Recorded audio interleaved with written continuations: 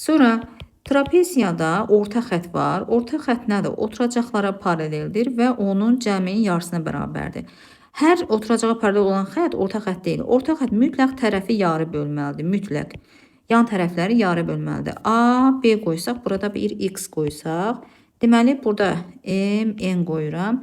Orta xətt burada, yəni X bərabərdir. Yəni M, N, o da bərabərdir. Oturacaqların cəmi yarısını. Yəni A üstə gəl B bölünsün 2 olacaq.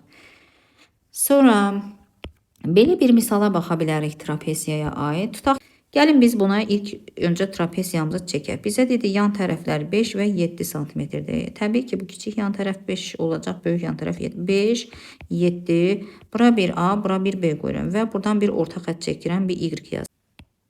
Deməli, orta xətti bizə 10 verib. Y bərabərdir. A üstə gəl B bölünsün 2 bərabərdir 10 yazaq. Burada A plus B bərabərdir 20 olacaq. Perimetrimiz nə oldu? 5 üstə gəl 7, üstə gəl A, üstə gəl B. 5 ilə 7-nin cəmi 12. A ilə B-nin cəmidir. Baxın, burada verib 20. Bərabərdir 32 santimetr olacaq.